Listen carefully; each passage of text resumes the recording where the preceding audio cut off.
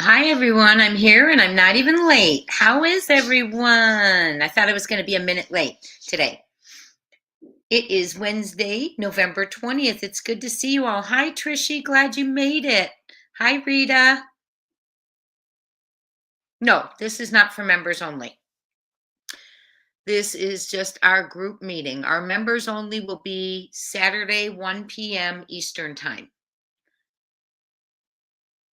Hello, Starlito, Jen Benners, Lovely Shadow, Cherokee 1971, Lori 626. Hi, everyone. I hope you're having a great day. Great Wednesday hump day. Hi, Shining Star, Wanda J. Beard, Just Jana M.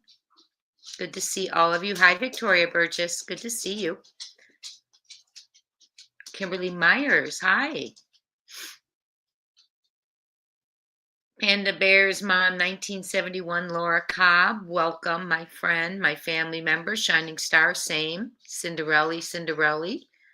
Another family member. Don't forget, we have our members live Saturday, 1 p.m. Eastern Time. Probably where I'm going to play the audio. If, so I'm not broadcasting it. I don't want to get in trouble after thinking about it and discussing it with one of you.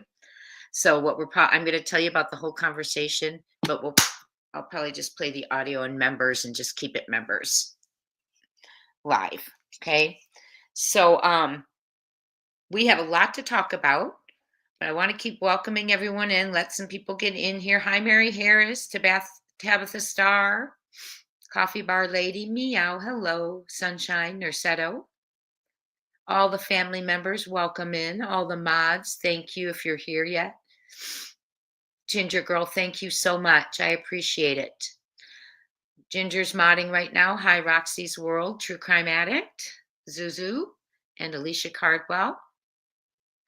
Just ice for Inno.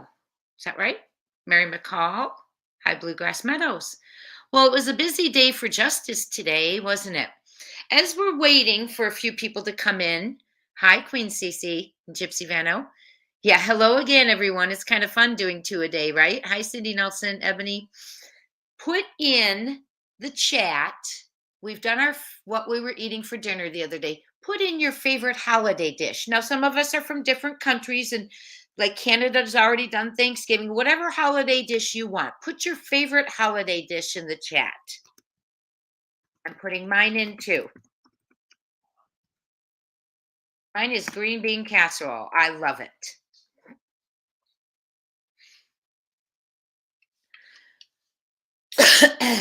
Ham, yum. Hi, Grandma. And buzzers, hello. Hash brown casserole. Ooh, baked pineapple.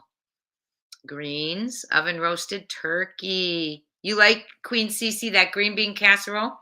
You know, my mom always did differently, and I of course took that on. Is instead of putting the crunchy French onions on top, we do onion rings. Oh, and it's so good. Fruit salad, stuffing with a good gravy. Sweet potato casserole. That's a big one. That's a big one. Home dressing, yum. Cornbread dressing, homemade dressing, southern stuffing, roast pork. I'm with you, Sadie. I am not a turkey eater. So I usually put a pork roast in for myself. And then everyone else has turkey. Cornbread dressing, homemade pierogies. Ooh, Pixie Girl 63. Hello, Ruby McGilvra. Grandma loves her stuffing. Grandma, do you make it or does your mom? Hi, Misty Fisher. Good to see you. Thank you for being in here, mods, members, first timers, subscribers, returning viewers, all of you. Hi, Deanna Mustard. Green bean casserole and honey baked ham. Oh, I'm getting hungry. Sweet potato casserole, corn casserole, potato salads for Easter. Okay, onion rings would be good. Yeah, it is. You should try that sometime. Kimberly Joe, rice and broccoli casserole. Yum. Hi, Jackie Taylor. We're sharing our favorite holiday dishes: dressing, hash brown casserole, stuffed cabbage. My mom loves stuffed cabbage. I remember as a little girl helping her make them. Dumplings, yum. Ooh, oyster dressing. Yours. Okay, Grandma. You make it. Cajun turkey. Pumpkin pie, yum. Scalloped corn. Cinnamon candy apples. Yum, yum. Yum, yum, yum, yum. Hi, Chloe. Hi, Dorothy Hurd. Yes, please click that like button as you're coming in if you would. Tamales, yum. Pigs in a blanket. Love it.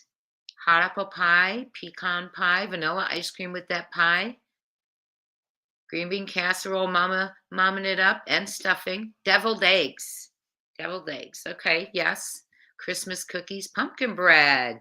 We're all getting in the mood, aren't we? More cornbread dressing from Just Jana M. Honey mustard ham. Yum. Lots of cornbread dressings. Hello, Lisa. How are you? Buzz happy, Buzz watching, Buzz crying. Cute. And Grandma put something too. Grandma was Buzz doing something. Buzz watching also, I think. That's cute. It is good. Oh, your mom says you have to make the deviled eggs, Grandma? My son, too. He loves the deviled eggs. Okay, Kelly, you're a newbie, but you've been watching my older stuff all day. Well, welcome in. It's good to have you. Everyone's very friendly. Everyone, please welcome Kay in. Everyone's very friendly, Kay. Very mellow and considerate chat. You'll enjoy yourself, I hope. Hi, Shade A77. Smack Talker likes the fried turkey. That was my next question. Any of you turkey eaters, do you fry your turkey? I'm getting hungry too, Rita. I am too. We're all too hungry for this conversation. Okay, my next live, I won't do a food question, okay? I won't do a food question. You're very welcome, Kay. Welcome in. So we had a lot of justice today. Laken Riley, the nursing student from Georgia, who was unalived by a person who was not in our country legally. She put up the fight of her life. The prosecution stated that he unalived her because she fought so hard she wasn't going to allow to be his our victim. He chose a bench trial, which means that he chose a bench trial, which meant that it was not in front of a jury to make the decision, but the judge is the sole person who made the decision. And he was sentenced to life in prison without the possibility of parole. Amen. Does it take that pain away from the family? No, it doesn't. But it's good to know another monster's behind bars, right? And another thing, he is connected. He's from Venezuela, by the way. He's connected to the Venezuelan gang Tren de Agua that is all over Tennessee. That we were talking about yesterday. Oh, thank you, Ginger Girl. Thank you. He is connected to that gang. So I was going to read you a little. I wonder why y'all aren't getting notifications. That's several of you. I'll get my tardy slips out. Yes, they have swarmed Tennessee. And it said today in the article I'm about to read you, I believe it says they're in 16 states now. I'm going to read that for you, but I have to give out a tardy slip to our dear friend. Who was late? Senior Canine. Okay.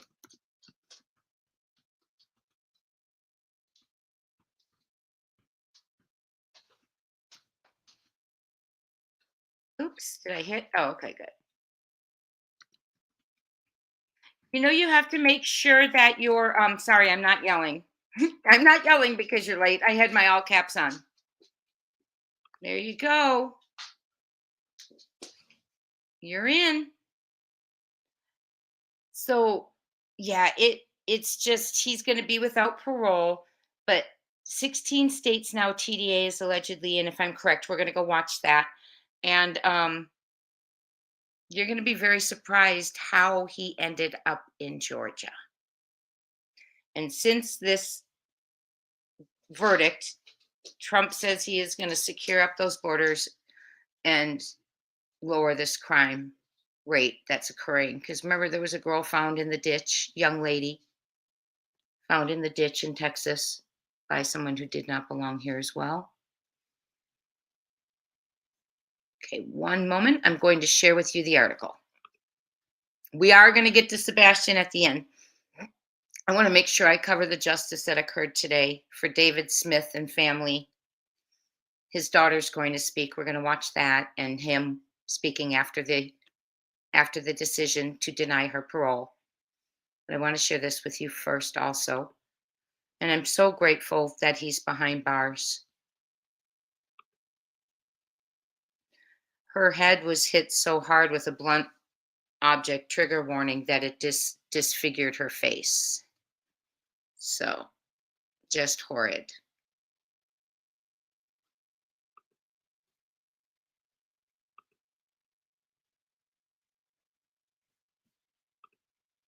Okay, I'm going to read it. Welcome in, everyone. Thank you for being here. Oh, wait, where is it? Oh, okay. Concerns about Venezuelan gang in U.S. grow as connection to Laken Riley killer is revealed. Oops, unaliver. The final moments of 20-year-old Laken Riley's life were played out in a Georgia courtroom this week. Videos of Jose Ibarra, the undocumented migrant now found guilty in her murder, were also shown as an FBI agent detailed his movements that day, including removing the navy blue jacket and stuffing it into the recycling bin in his apartment complex. Yes, they had that on camera. Other photos and videos revealed signs of a struggle, shown in the scratches on his arms. They noticed and looked at, observed, and wrote down about the scratches on his arms. Just saying that. You know why I'm saying it. Ibarra's roommate gave testimony that Ibarra was given a taxpayer-funded flight from New York to Georgia. He was also linked to the vicious Venezuelan gang Tren de Aragua. Videos like this of alleged TDA gang members taking over an apartment building in Aurora, Colorado, have gone viral, giving President-elect Donald Trump more evidence of what he sees as an epidemic of migrant crime. The New York Post has obtained an internal memo from the Department of Homeland Security, which warned that Tren de Aragua is now operating in at least 16 states. Tennessee is the latest to sound alarm bells and ask for additional funding to help fight the threat. Look at the gun right here, standing outside someone's apartment. That's in Aurora, Colorado, suburb of Denver. In an interview with WTZ TV in Nashville, Director of Tennessee Bureau of Investigation, David Rausch, said primarily right now, we see them engaged in human trafficking. Those operations are happening in each of our large cities. And remember, it was Knoxville, Nashville, Memphis, and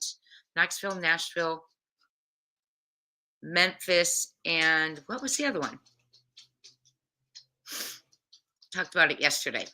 It's escaping me right now. I'll get it. During a hearing Friday, he revealed TDA has started to battle other gangs and cartels to try and take over the drug trafficking.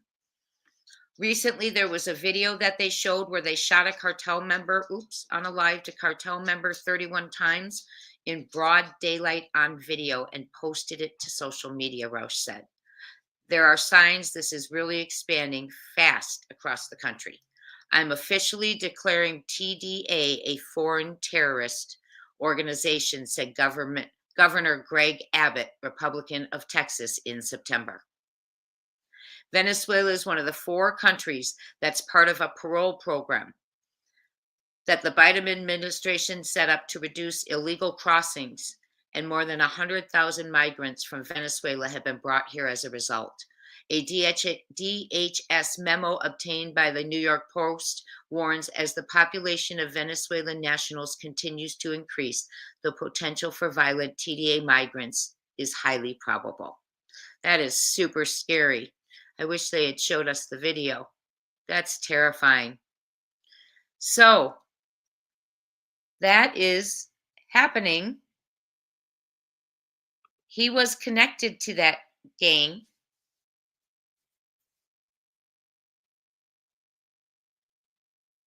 Who's hid, Grandma? Who's hid? Is someone hid? So I'll let you all handle it.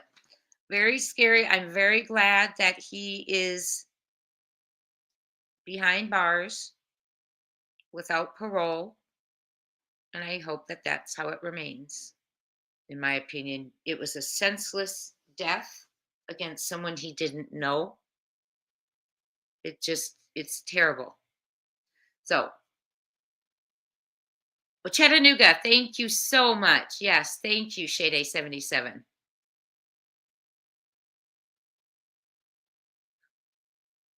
I don't know who Cobalt Blue is.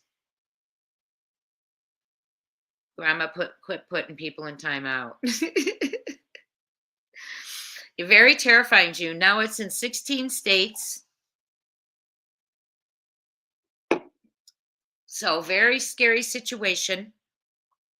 I'm glad Governor Abbott of Texas did that. Now I'm wondering, the young lady who was found in the ditch, I'm going to go back and research that for us.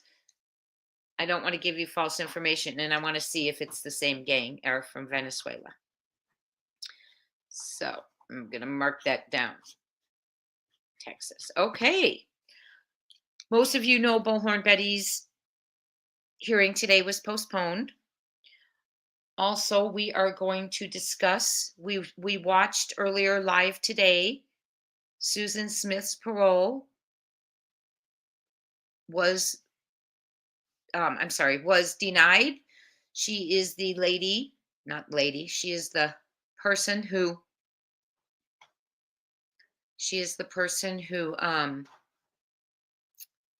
rolled her car down a hill after buckling her babies in their car seats. She herself jumping out and letting her babies roll into a lake and drown alive. So, hold on one second. Okay.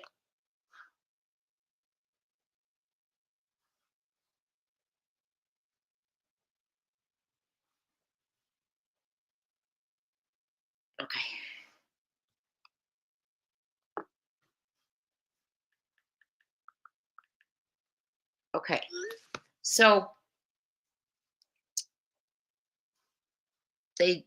she alleged, made up a big wild story, ran to someone's home. Oh, help me.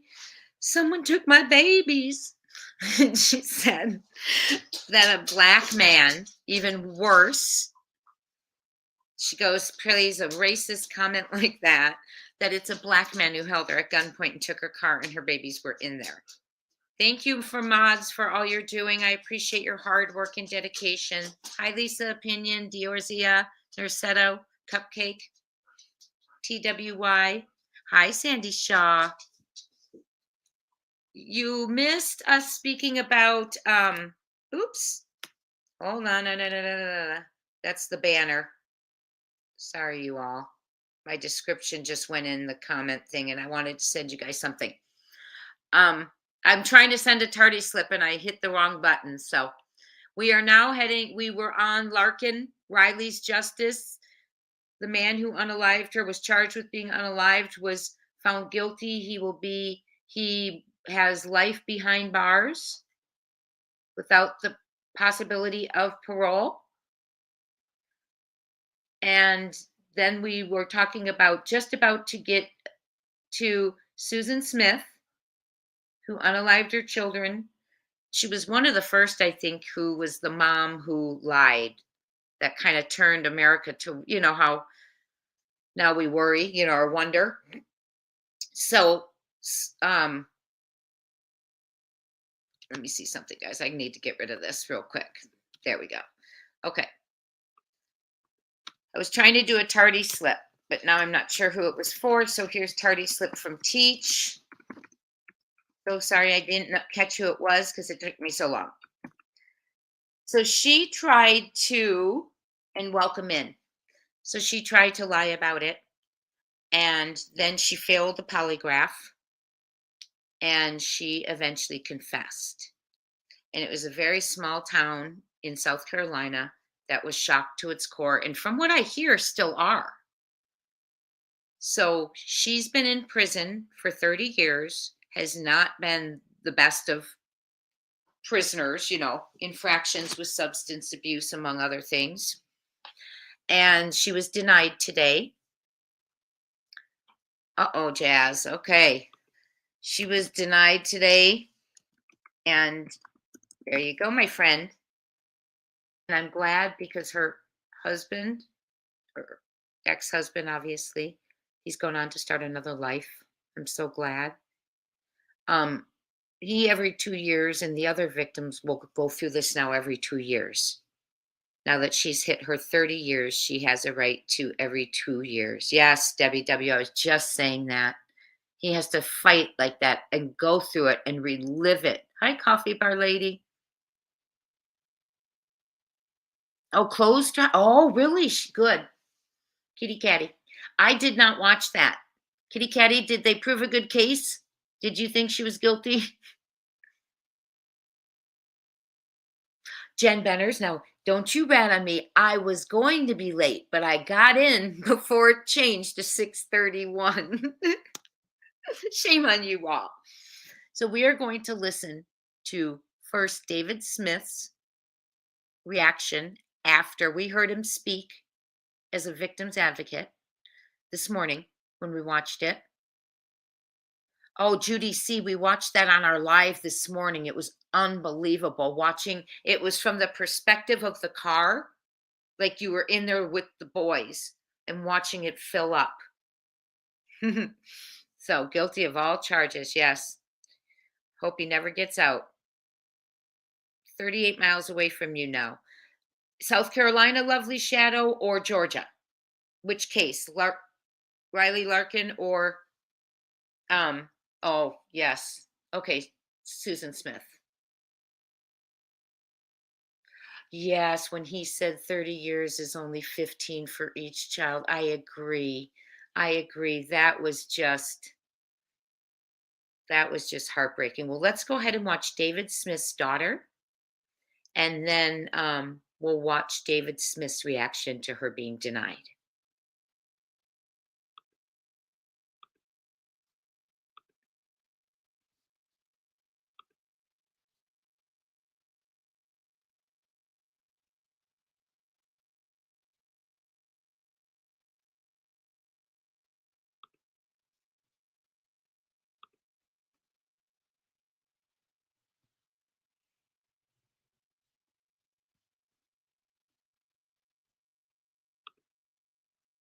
I'm going to mute my mic so you don't get an echo.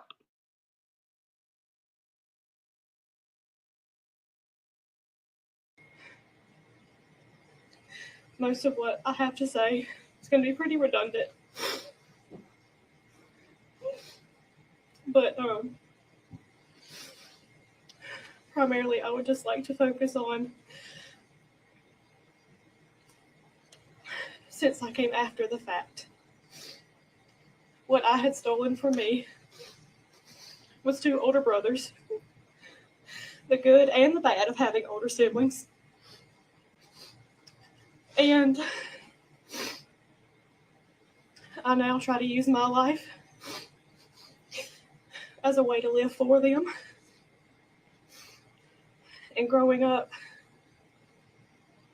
I didn't quite understand it my whole life, but when I finally did, I felt like I had witnessed it, like I was there. The pain that not only was caused to me in like a domino effect, but what I have seen firsthand with my father, my aunt, and our whole hometown. We can no longer say that we're from Union County without Susan's actions being brought up.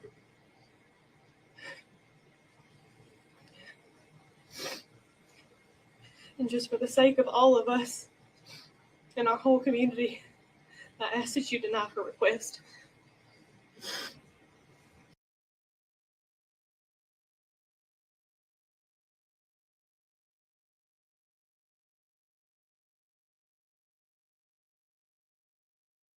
Very sad, isn't it? Hi, Matthew G. How are you? Welcome in. Good to see you. Hi, Angelina. Hello. Hi, Rocco Love. Welcome back. Yeah, it's and you know, Rocco, I agree with you. It's going to be a formality, but it's so hard to have to watch them go through this, right?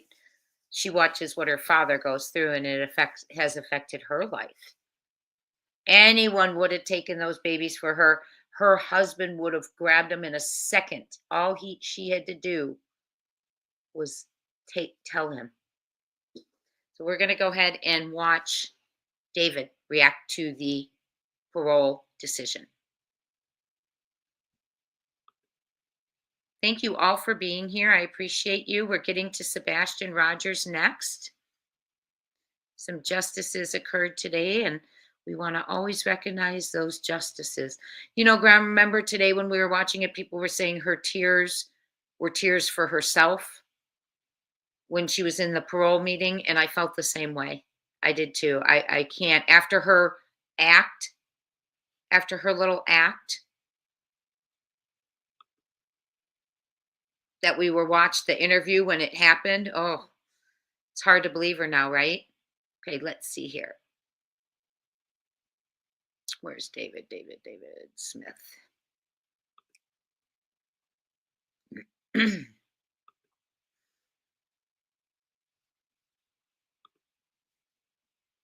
Okay, hi, Poppy Love. Let me give you your tardy slip from Teach.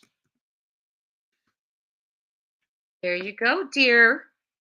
Welcome in. Yes, Grandma. I know. She's nauseating. And they have to go through it every 2 years. It's not funny. I'm sorry, I giggled. Okay, here we go. This is David's reaction today.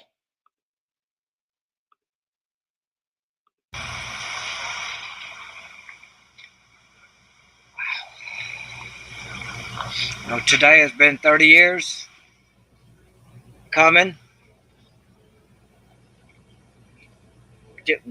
Wasn't sure how to feel, what to expect. I know what I was hoping. I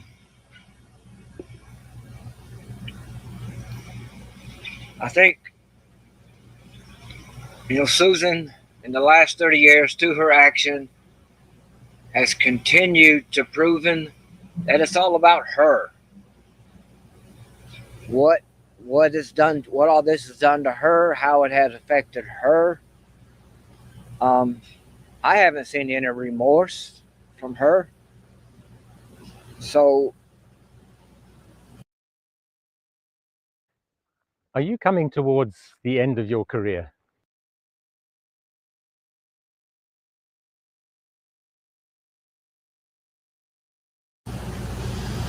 for her to think that I would even speak on her behalf, I do not understand that. But it's been such a tough 30 years for my family, for friends, loved ones, near and far.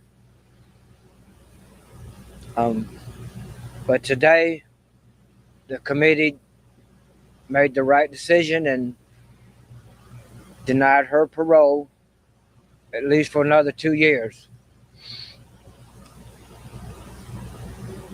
So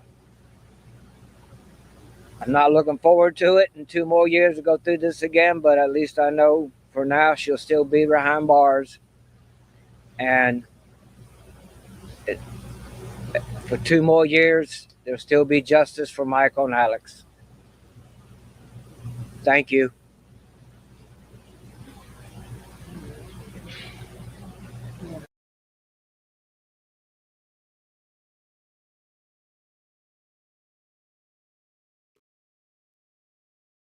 Oh, yes, Jazz. I think we're all pretty much in that age group where we remember this. Yes, oh, my baby, like I said, was same age as around the same, a little bit older than her youngest. And it was just horrifying to think children were lost. I remember having a dream they were in the forest screaming for help. Oh, it was just terrible. And here she was making it up, right? Well, she's going to stay put. I bet she's very disappointed tonight. But the rest of the people have safety, they have peace knowing she's behind bars, and they do have to go through it every 2 years. And it's important they're there to make their statements, right? Because those of you who were with me this morning watching it, we heard how the judge opened up. I think she's been, rehabilitated. She, would never do this again. And that's what he was saying. So I'm very glad that they were there to speak up and say, no, no, no, this is not what we want, right? So that is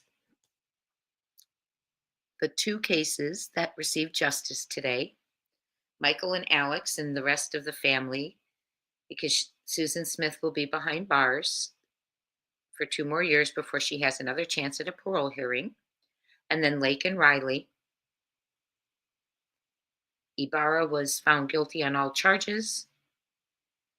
He is here illegally, undocumented, however you want to say it.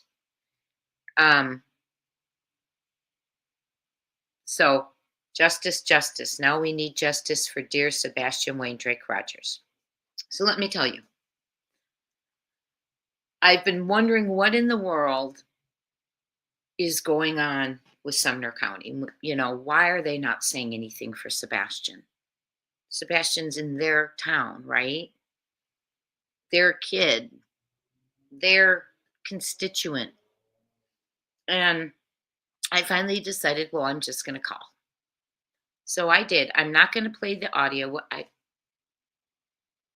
don't want to, just in case, but I'll play it in the members live, and I'll just leave it members live at like a locked price or something. But so Saturday for members will probably, unless I hear I could have issues, listen to it. But anyway, let me tell you what happened. So I called. I hope she doesn't get out, Matthew G. That is justice. Those babies, immobile, strapped in, and she got herself out. That's horrible. Yes, that was his daughter who spoke first, Gypsy Vano. Okay.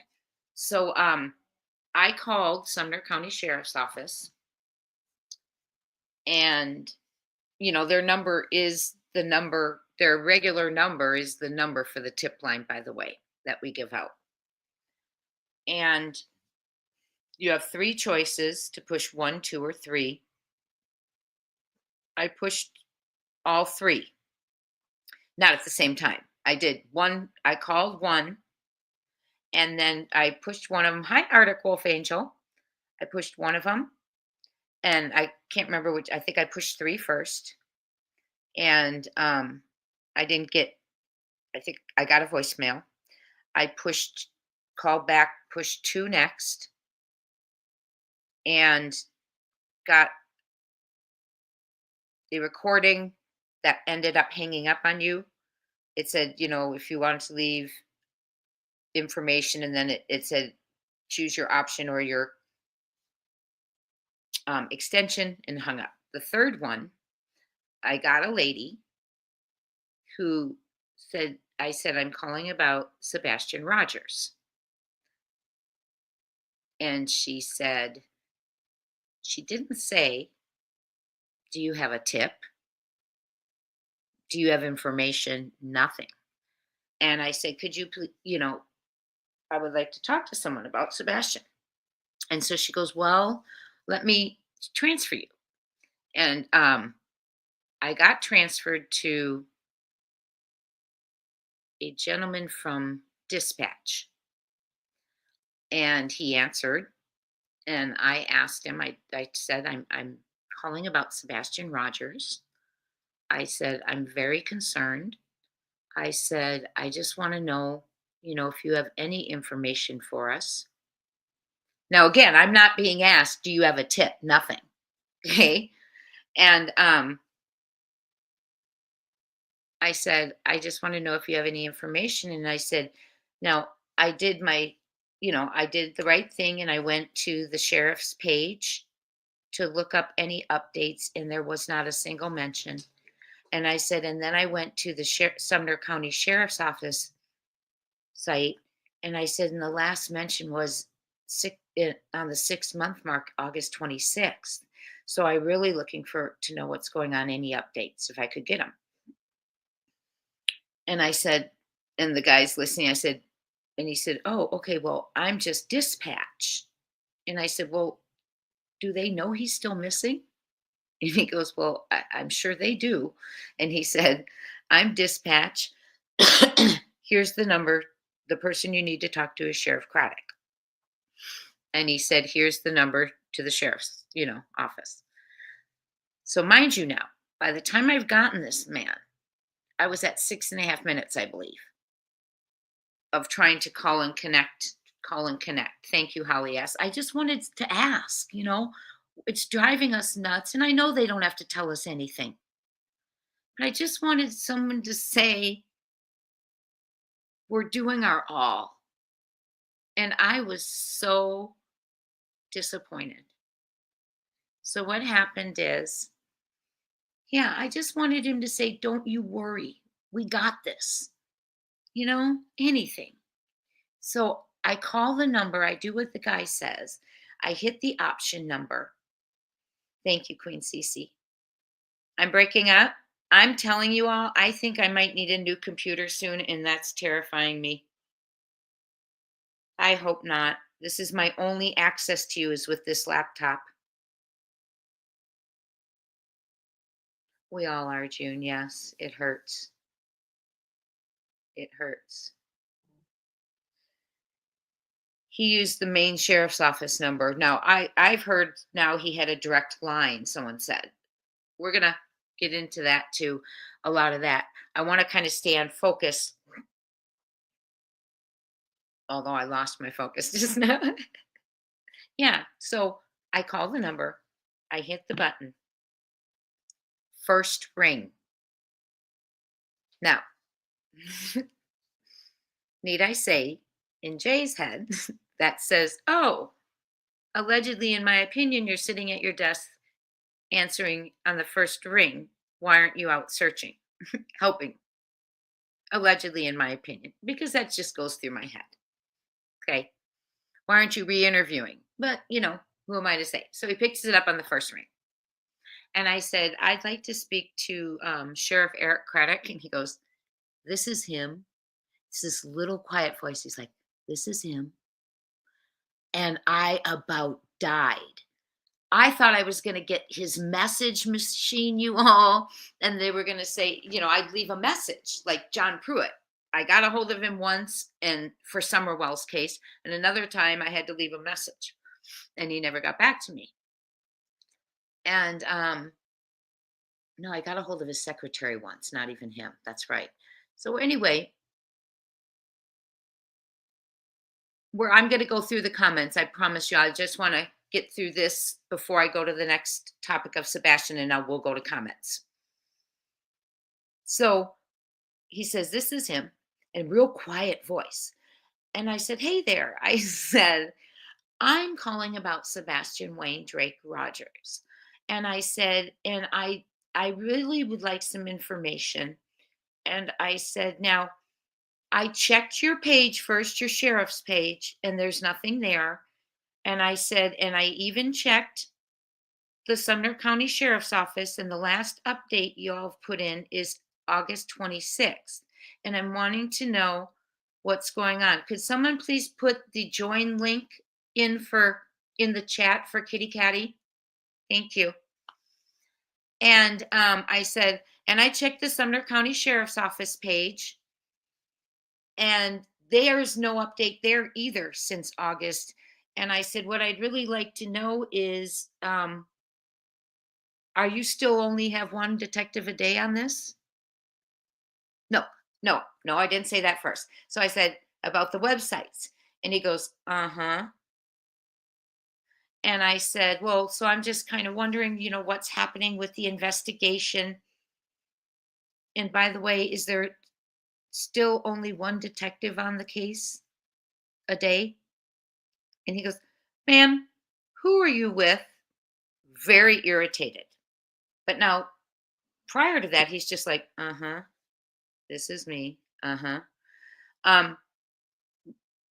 No reaction when I said Sebastian's name. No, anything, that would make a person who's calling and loves Sebastian feel better, in my opinion, because I certainly did not. He goes, ma'am, who are you with? Who are you with? That's exactly the tone. And I said, oh, I have a YouTube channel.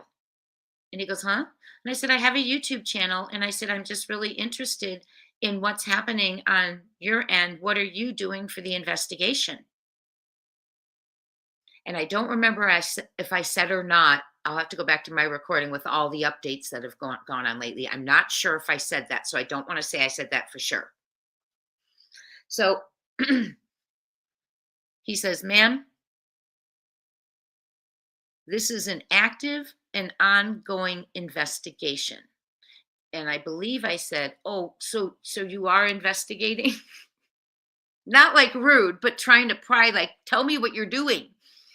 And he goes, the only answer this department is going to give about this investigation, or about this, is that it's ongoing, active investigation. And I said, okay, well, thank you, And I wanted to say, well, I looked at your pages. I wouldn't be calling if you'd put an update, because he was quite snippy, but I did not. So I said, okay, thank you. So now I want to know if we're going to see an update on one of those pages or both coming up, because I've alerted him that it's noticeable, right? Someone in your town. You've got 4 open cases. Sebastian's one of them. Another missing person from 2018, one from the 1990s, I believe. And then a person who was murdered, unalived, unsolved, which is one of the police officers' child, right? So anyway, so that was disappointing to me. But I thought, if I can get him to post an update, right?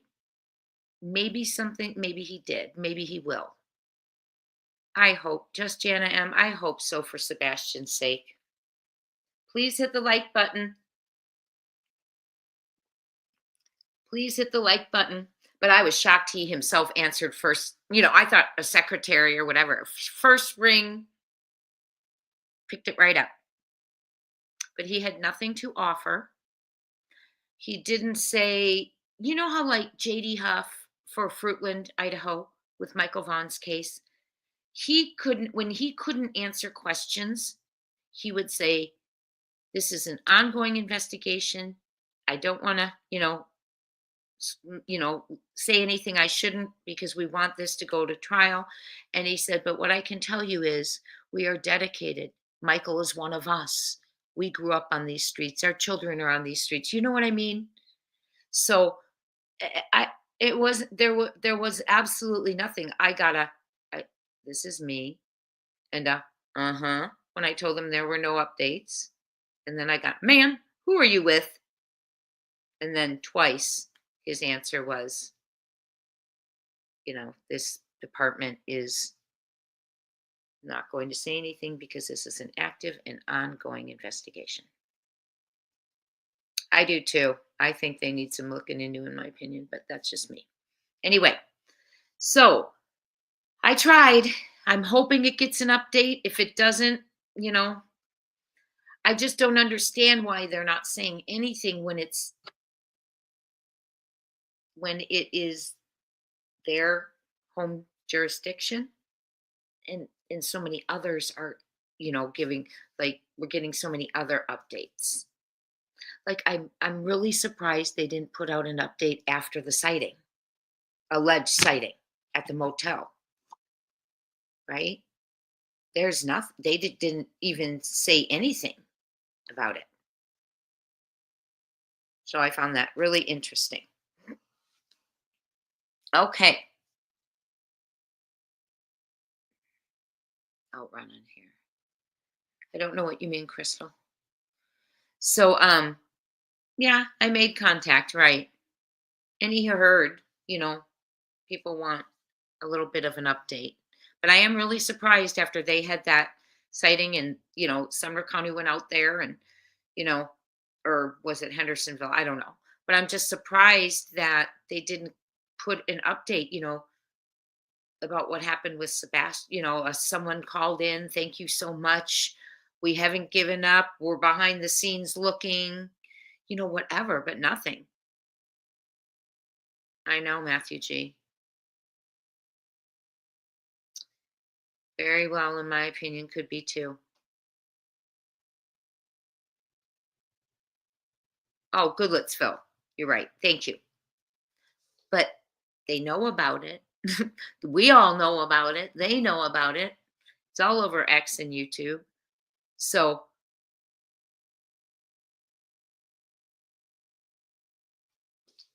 okay, hold on. I'm reading. Let me read a couple of your comments. Jazz has just caught my eye. Okay. And then we're going to talk about, we're going to watch something, a little excerpt from Police Off the Cuff. I want you to hear it, and I want you to see how he opens it. When CPS was at the house, didn't CP say she took Sebastian outside? They have cameras and probably heard everything. I don't know. He seemed to know the conversation. Yes, we just want to know, right, Grandma, something's happening in the case. I hope they update now. Thank you. Thank you. I hope they update. I was very respectful. I was. Who am I with? I have a YouTube channel. So I was really disappointed. It broke my heart. Yeah, it was very, very sad, very disappointing. Hi, Benny Boo. Hi, Rosebud. Hi, Alicia Cardwell. Well, and that's the thing. Shouldn't they at least say to their locals whether they should be afraid of a stranger or one of their own? I don't know. I mean, this case is so huge and he's not been found. And I mean, I'd be on there helping my people who I'm serving and protecting if it were me, allegedly, keep reminding them, be safe, be vigilant, all the time, whatever. We don't know because there's no evidence. I have no idea. So this could be a stranger, whatever you're telling your people, but tell them something. You're welcome, Jen in Jersey. Who gets sentenced tomorrow? Senior K9. Said she gets sentenced tomorrow. Oh,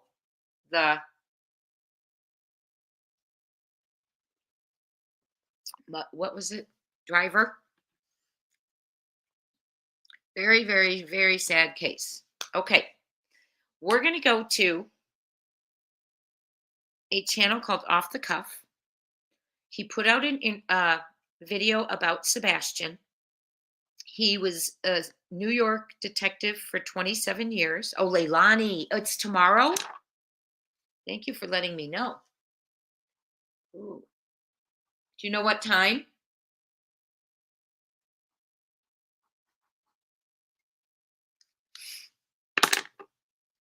Brown-eyed girl, do you happen to know what time, and Grandma? Okay. So, seasoned detective of 27 years, and he put out a video on Sebastian. And I watched it because I wanted to see what a detective, from his viewpoint.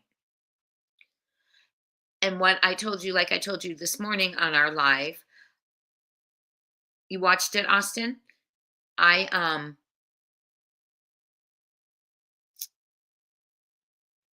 I noticed something right in the beginning. And we're gonna watch an excerpt from it.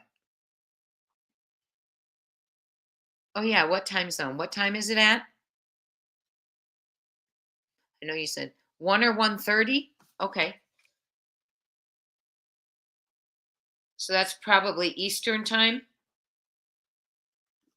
I might come on a little early if that's Eastern time and it's 11 my time. So if that's on at 11, the sentencing, I may come on at about 10:45. Just so you know, I might be on 15 minutes early or than tomorrow. Instead of 11, maybe 10:45 tomorrow. Okay. So we what was I talking about? Police off the cuff.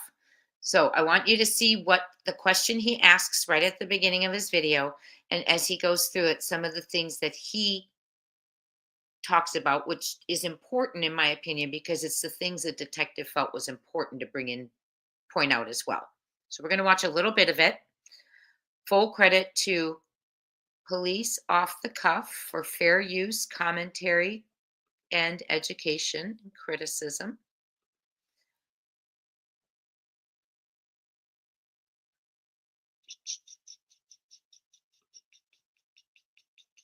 Oh, I have to back it up. Hold on.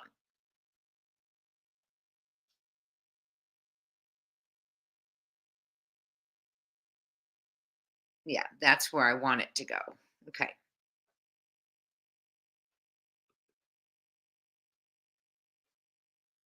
It's so easy to become a podcaster with Riverside. You just need a concept and a way to record it. Here's how it works. Retired NYPD sergeant. This is one quote we've always lived by. Oops, sorry guys. Is not evidence of Sorry, I want to back it absence. up for you. As a retired this is one. Gosh. There. Welcome to Police Off the Cuff. Welcome to Police Off the Cuff, real crime stories. Absence of evidence is not evidence of absence. As a retired NYPD sergeant, this is one quote we've always lived by in the department. The absence of evidence is never the evidence of absence. It is, in fact, a sign to look deeper into the hidden crevices of a case. Today, we look at the Sebastian Rogers case, a rather riveting case that looks deep into how, even with the tons of data surrounding us today, we're still bound by the conventionalities of the physical world. I just want my baby to be okay. I don't know where he's at. Heading missing juvenile, 1008 Craddock Court, 1008 Craddock Court, Hendersonville. Caller advised this morning they woke up and their 15-year-old male was not in the bed. We had a white male, 3 blonde hair, approximately 5 foot, one turn his phone down. I was going to be wearing a black sweatshirt, black sweatpants. Juvenile does have a form of autism. This is the first time it happened. I was going to be in the home before midnight. All the doors are locked at this time. Just warming up. Sebastian Rogers, a 15-year-old autistic teenager, disappeared from his Hendersonville home in February. The circumstances regarding his disappearance were peculiar. His mom described him as a smart and clever teenager who wasn't prone to extreme actions, such as running away. She also remembered hearing a loud thud from his room at 10 p.m. on the night of February 25th. Normal, he was playing in his room. When I told him to go to bed, he did. He said, "Good night, Mom, I love you." Katie says she went to wake up Sebastian around 6 a.m. Monday for school, and he was gone. Within minutes, Katie says she was on the phone with Chris, who was working out of town, and they quickly called 911. And he's not a runner. He's never run away before. I don't know why. I don't know why he walked out that door. I mean, he's a good kid. He's not He's not a mischievous child by any means. Surprisingly, Mom Katie Proudfoot and stepdad Chris Proudfoot didn't investigate the source of the disturbance. When they woke up next morning, it was all too late. Sebastian Rogers was not in his room the next morning. Now, Katie doesn't wait around. After checking everywhere she can think of, she knows something's wrong. She contacts the police right away. In a small town like Sumner County, Tennessee, the local police don't waste any time either. They understand the urgency, and before the morning's over, they've reached out to the Tennessee Bureau of Investigation. By that morning, an endangered child alert is issued. Reports from the next day suggest Sebastian was last seen in Hendersonville wearing a black sweatshirt, black sweatpants, and his glasses. The community starts to mobilize. More than 200 searchers come out to help. You've got local residents, trained searchers, canine units, mounted officers, drones, and helicopters all combing the area, searching for any trace of Sebastian. On February 27th, the search takes a serious turn. Authorities escalate the alert to an Amber Alert. An Amber Alert isn't issued lightly. It means the investigators are worried that Sebastian may have been abducted, that he could be in immediate danger. They're working against the clock here, and they know every second counts. You check all the boxes: successful, independent, confident, but your love life does not reflect that at all. In fact, it may.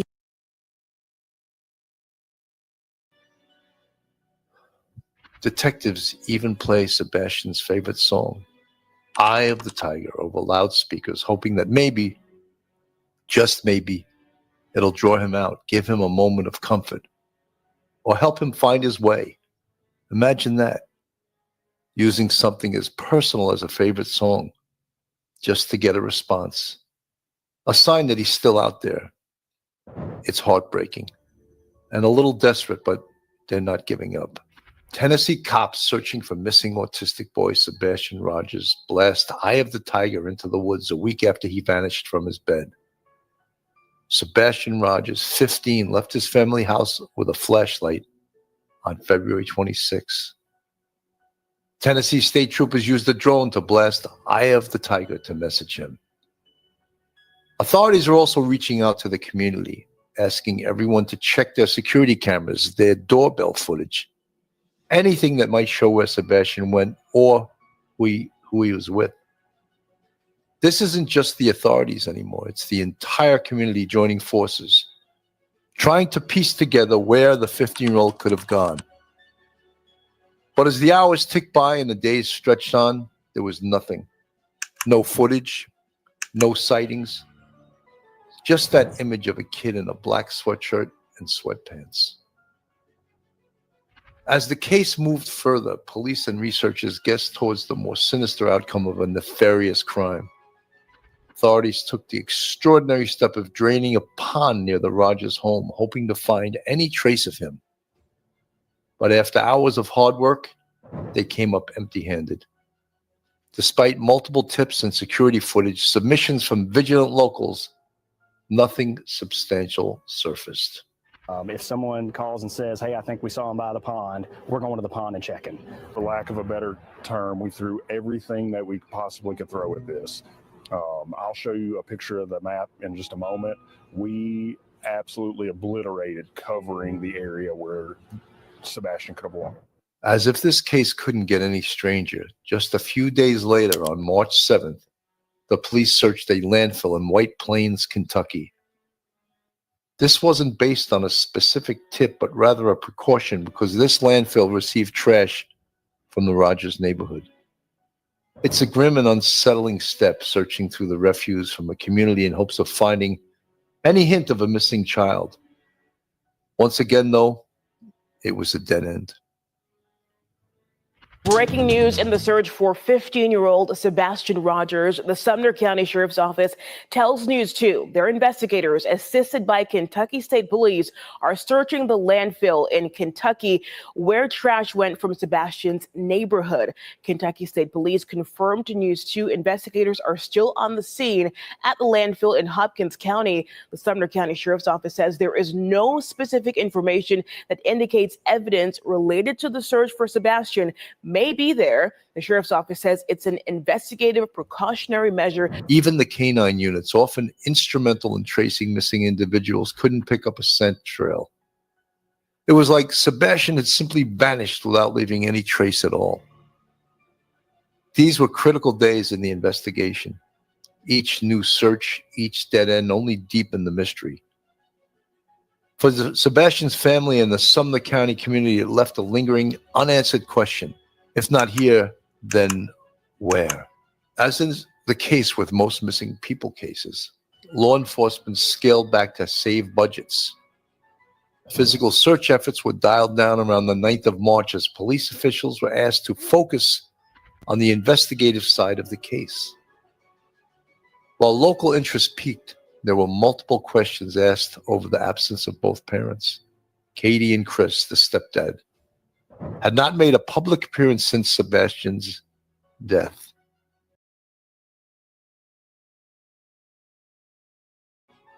Physical search efforts were dialed down. Questions asked over the absence of both parents.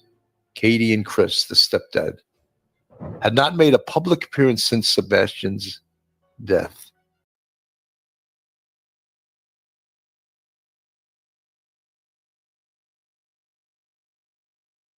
Appearance since Sebastian's death. One of the first things we see in a missing child's case is the parents coming out and leaving a statement. The emotional side of the statement can bring together community groups and strengthen the search. But this was found lacking here. Both Chris and Katie maintained silence through the first 10 days of Sebastian's absence.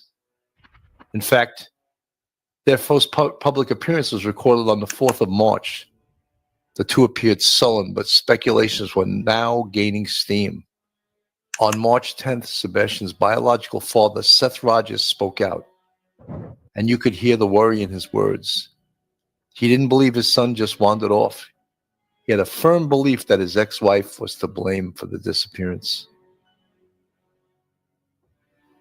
That your wife allowed your son Sebastian, your ex-wife, I should say, your ex-wife allowed Sebastian to be in a situation where he was molested and raped? In California, and Chris in her apartment, they let a child who was 5 years older than my son play with my son and didn't bother to check on him there neither. Sebastian wasn't that type of kid. He was cautious, and he wasn't a fan of going barefoot. Seth made a point to mention that detail. Something had happened years ago that made Sebastian uncomfortable going without shoes. So the idea that he'd leave without them just didn't sit right with him. A few days later, on March 14, there was a new lead. A news outlet, WTBF, got a hold of some footage from outside the Proudfoot home. It showed lights moving around the yard around 3 a.m. the night Sebastian disappeared. Looked like flashlights. It raised questions. Who was outside at that hour? Was it connected to Sebastian's disappearance? Or was it just a coincidence? The video you're about to see is from early Monday morning, February 26th, around 3:10 a.m. Now, there are no street lights in the Stafford Court neighborhood, so it is at night pitch black. What you will see here are these 2 points of light believed to be people with flashlights in the area around Sebastian Rogers' Hendersonville home. It is believed Sebastian left his home barefoot and with a flashlight sometime overnight. Since his disappearance, authorities have reviewed security video from homes in the neighborhood looking for clues. We have had several clips that have come in. And this one is getting the most attention, showing signs of activity around Sebastian's home the night he disappeared. You see 2 light sources, which we've circled to help you follow. For point of reference, the security camera was pointed toward the back of Sebastian's home in a common area. In the video, you see subject 1 with a light source in the lower right-hand corner. Then you see subject 2 briefly appear and move toward the first before that light source is covered or obscured by bushes. Subject 1, a few seconds later, then moves out of frame. Then subject 2 reappears and follows subject 1 off screen. It's a short time later and it's very vague, but then you see one of the subjects moving quickly back through the common area, and that is it. The next day, the Tennessee Bureau of Investigation stepped in. They issued a statement saying there was no evidence of criminal activity and confirmed the family was cooperating fully. They also put out a warning asking people not to share or speculate about footage online. The TBI knew that the wrong kind of public chatter could lead to misunderstandings and hurt the case. Then on March 21st, Seth Rogers took things into his own hands again. He received a tip, and it was enough to push him into organizing a search of Natchez Trace State Park, about 100 miles from Sumner County. He led the effort himself, hoping this lead would bring answers. But again, they found nothing. No sign.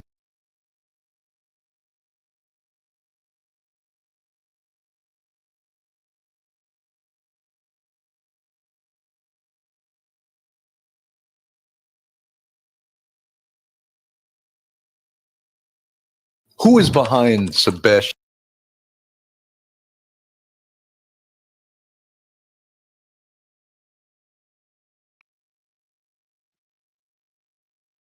Oops. I almost kicked myself out. How is everyone? What did you think of that? Let me get to the comments.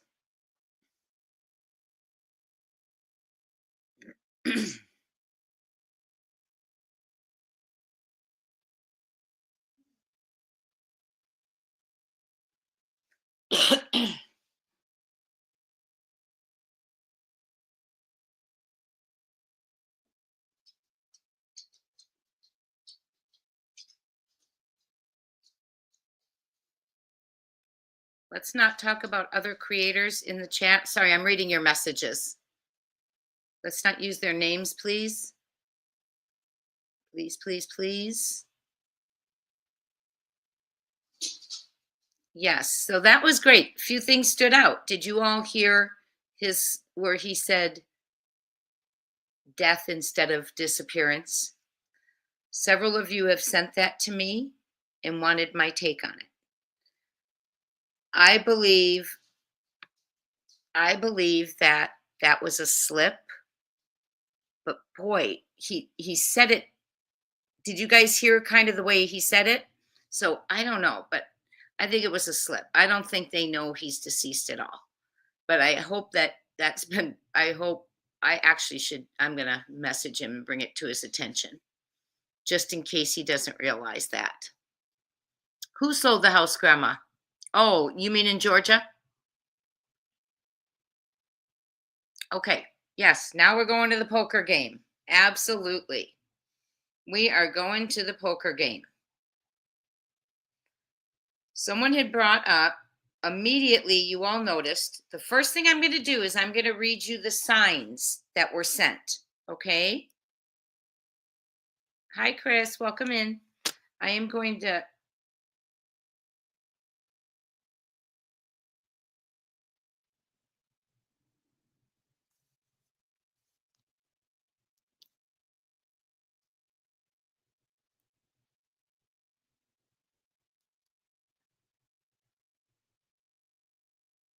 Okay, I wanted you first, before we get to the poker game, I wanted you to see how he began. Who is behind Sebastian Rogers' disappearance? He didn't say what happened to him. It's who is behind Sebastian Rogers' disappearance. And that means that he believes someone is behind Sebastian Rogers' disappearance. Well, if someone is behind it, that's not a child who ran away on his own in the middle of the night bare feet, in my opinion, allegedly. Okay. So let's go ahead and let's get to the poker game. Let me stop sharing this.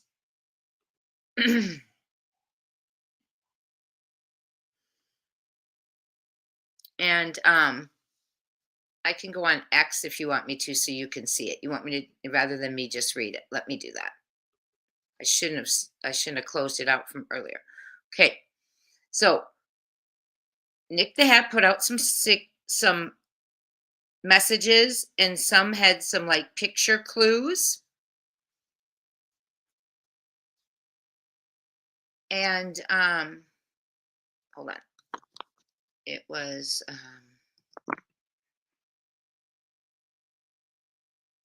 there were some picture clues, and it was about the poker game. And we're going to read it together. It's been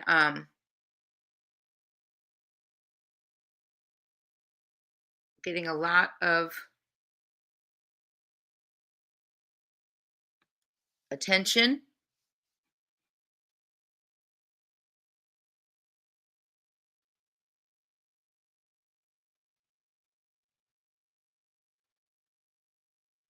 Okay, sorry. That's right, it moved way down. I don't know why there's so much. Hold on, y'all. Where did he take them down? Oh, no, here we go.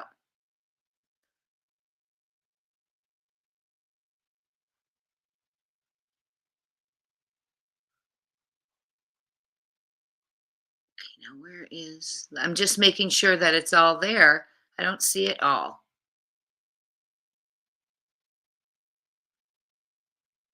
Huh.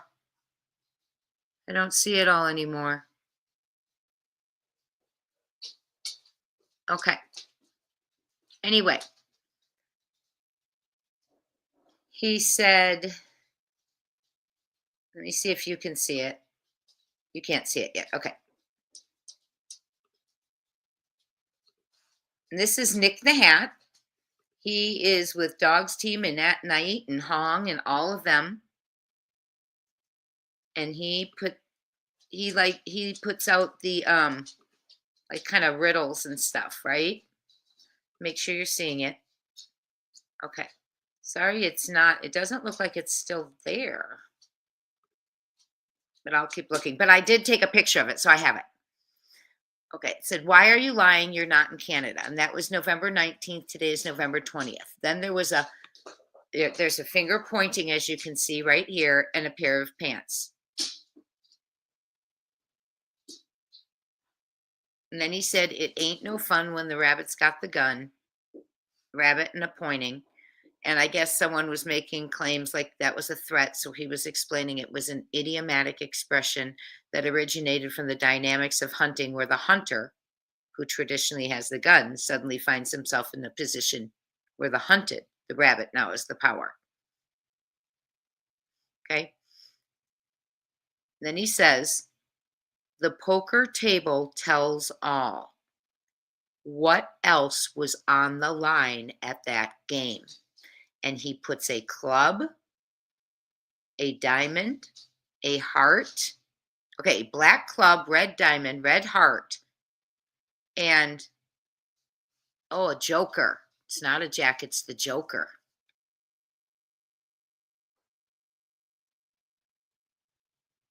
Those are his first clues. Right away, because you're all so smart, notice there was not the black spade.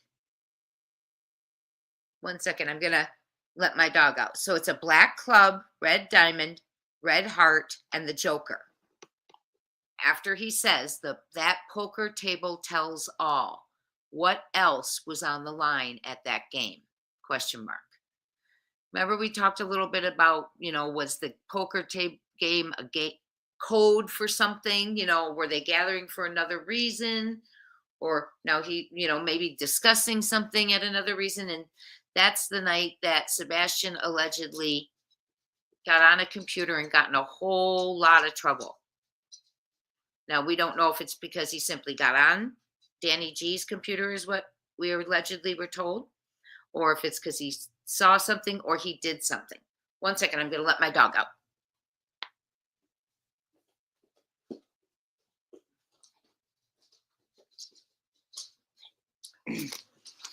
Okay. So black heart, diamond, red heart, and a joker.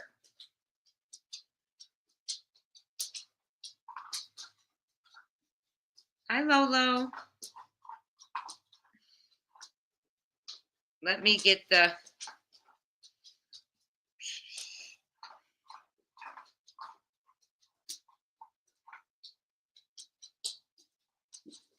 Okay.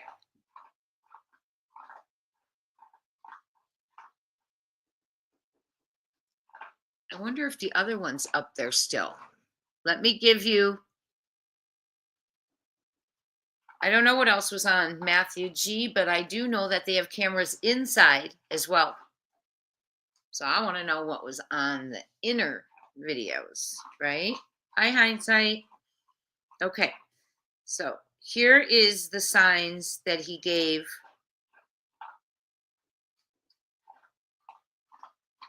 Which was, and this is about the poker game.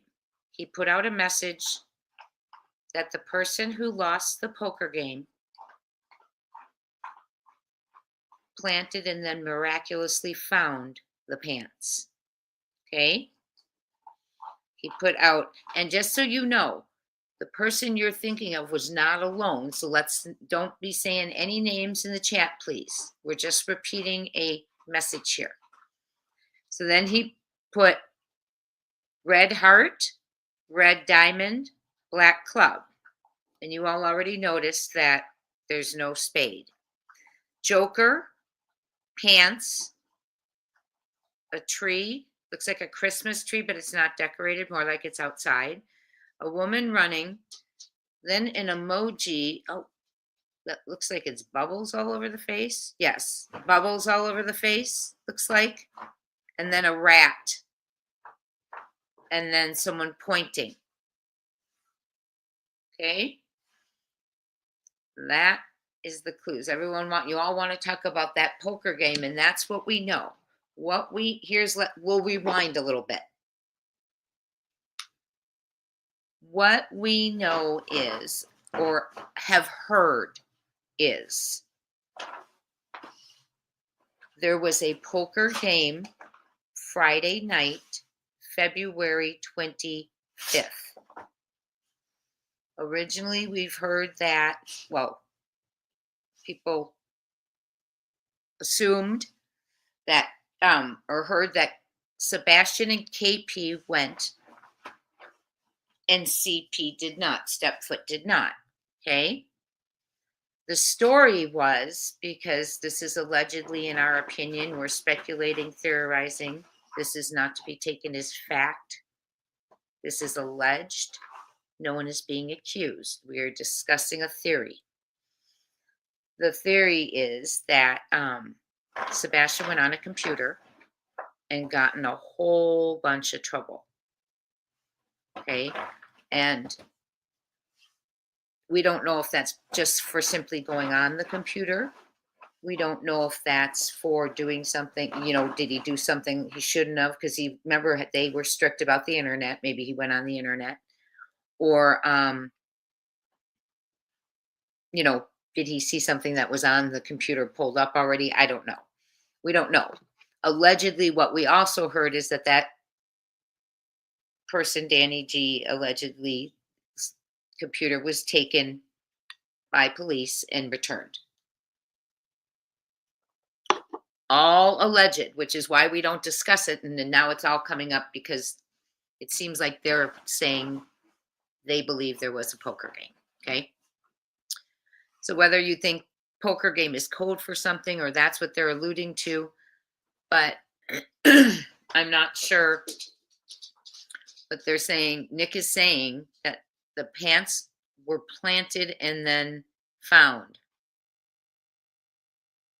Oh, I've seen the videos. Thank you, Alicia Cardwell. Please don't mention creators, good or bad, in the chat because it just doesn't pay because someone always comments with their opinion. Thank you all. Okay. So that's what that is about. Now, before that happened, before we heard this, we heard it and, we didn't know what to do with it, right? But then we heard that thanks to Silver's on the scene, that I believe it was Silver's, that allegedly there was a 4-day weekend that Mr. Proudfoot had. Okay. And which would be Thursday, Friday, Saturday, Sunday. So then if there's a 4-day weekend, then you wonder, well, could he have been allegedly, in our opinion, speculating, allegedly at that poker game, if it did exist and happen? And it sounds like it may have, right? Okay. So what was on the line? Think about that. What was on the line at that poker game? What do y'all think of that? So that's all I've got for the poker game, is his clues. It's all the cards.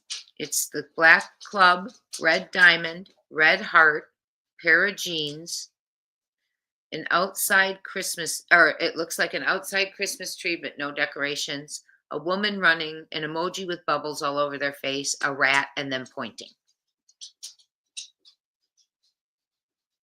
So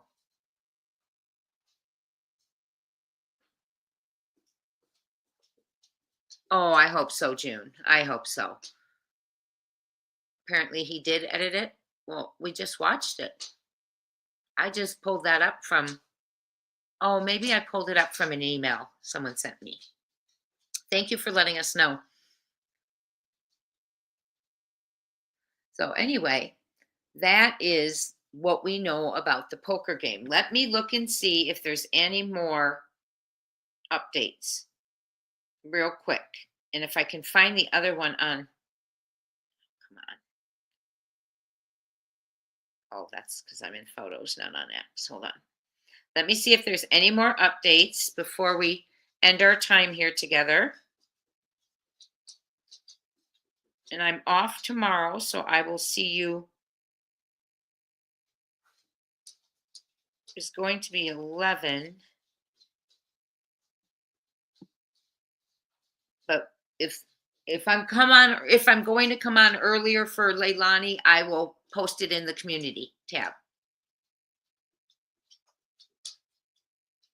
Okay, let me see. I don't see any. And you all know that there was a alleged sighting, right? We can listen real quick to that dispatch call. This is what I was talking about when I said, with that happening, I would have thought we might have heard from them that, what happened, the event. Let me play that for you real quick, the dispatch, and then we'll skedaddle out. Whoops. 44, it's me, Sister NC at 323 Cartwright Street at the Motel 6. Caller advised they have possibly seen Sebastian Rogers on the second floor of the building. Advised someone was with him and they rushed a teenage boy into the room. 14, their mouth always can repeat. I've got 44 dispatch. Wichita Central. I'm zone 2. But is that in Goodlettsville or Millersville City? 14, you want me to start it that way? Yes, please. It's in Goodlettsville. Maybe see Phillipsville's better unit. Roger, thank you. Did you go with it? So, advised they were last seen going into room 112. So they supposedly saw him, took a picture, and then left the scene? I call it in? Central 50, that's a negative. Caller advised she is an investigator. She had 2 PIs on scene. They are the ones taking a picture. Advised they are sending to her. PIs are going to be on scene. 10-4. Surely on the same goals. What will we do with this?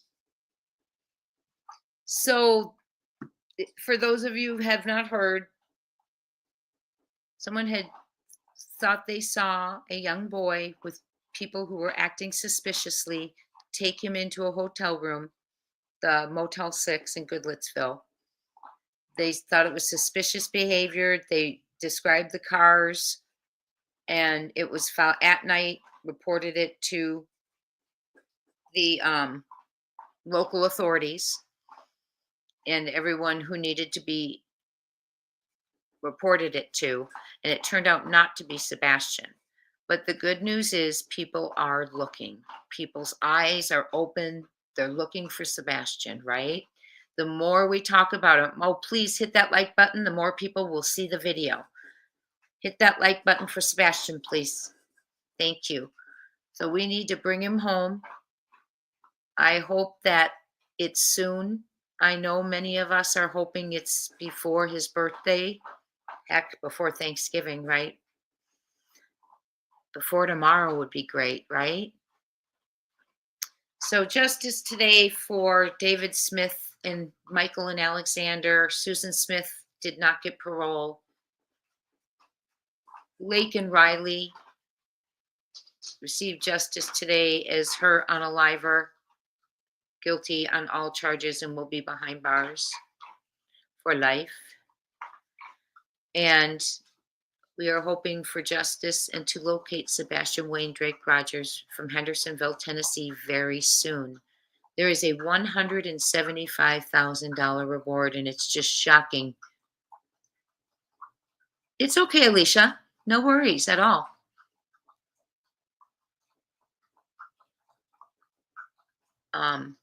It's just we need to bring him home.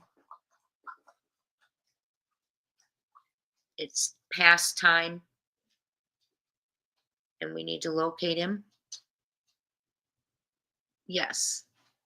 And as soon as it goes to an Amber Alert, that means they believe there's an abduction. So that's when it became criminal, in my opinion, because that to abduct is a crime, right? So lots of twists and turns. I hope it ends soon and Sebastian is there and located. The poker game. Yeah, so did it happen? Did it not happen?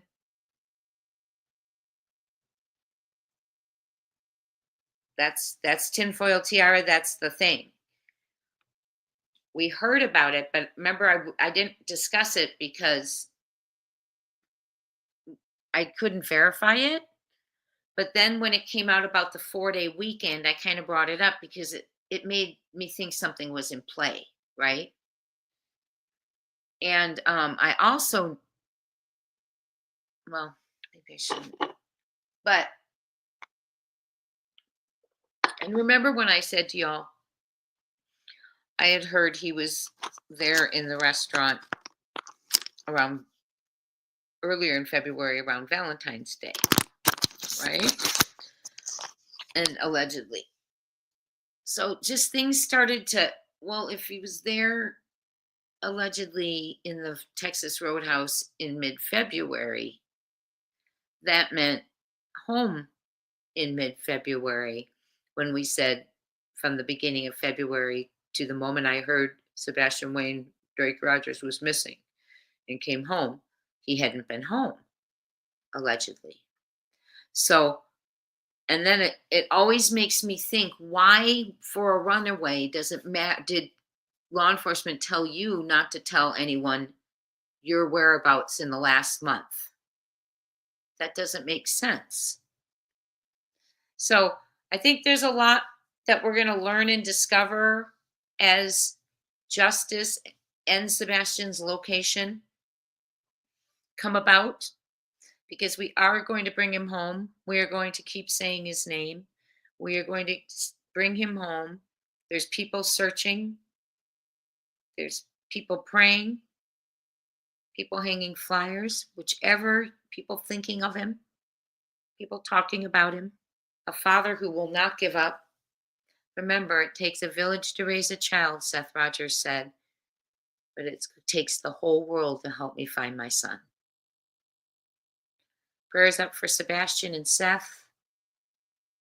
And I will see you tomorrow, 1 p.m. Eastern Time. Thank you so much for being here, mods. Thank you for everything you've done. Members, don't forget Saturday, 1 p.m. Eastern Time. If you're here for the first time, I hope you enjoyed yourself. Everyone, please hit the like button on your way out. That's another way we can help, is raise awareness for information regarding Sebastian. Squash casserole and broccoli casserole. The key is the cheese out of a jar. Thank you for being the voice for Sebastian Rogers. That's very cute, Genia Stevens. I'm tossing you a virtual tardy pass from Teach right now. You all are amazing. Think about those signs, okay? Red heart, red diamond, black club. What's missing? The black spade. Then a joker, a pair of pants, a Christmas tree outside undecorated, in its like normal outdoor element, let me say. Then a woman running, and then an emoji with like bubbles all over its face, then a rat, and then a finger pointing. Welcome to the family. Welcome to the family. Lone Wolf Spirit, you are so kind. I'm so glad that I didn't get out before I see this. Thank you, Lone Wolf. That's very nice. Union construction workers and crane operators work 4.5 days a week with payday on Fridays at noon. Ellie were at CP's home 10 times and didn't do a proper investigation. In your opinion? Yes. That's heartbreaking. 10 times. That's right. I do remember them. Someone said they were there 10 times. But okay, and again, did they use things for luminol and fluids and DNA testing? Did they test the garage? I say that because some of the locals believe in their alleged opinion in theory that he was in the garage that night. Oh, Sebastian Wayne Drake Rogers, let's bring him home. I appreciate you all. We will have 2 lives again tomorrow, 1 p.m. Eastern and 8:30 p.m. Eastern, same time. Oh, thank you, Susan McMillan. You are so kind. You all are great. I appreciate you so much. And our family's getting huge. June gifted a membership. June, thank you for doing that so much. If you received this Crime Time Buzz membership from June, please tell her thank you. June, I thank you for helping grow the family. More babies. So everyone, have a great, great evening. Great to see you. And I will see you at 1 p.m. Eastern, unless I put out in a post or a thumbnail that I'm coming on earlier for Leilani's sentencing. Thank you for all of your support. Talk soon.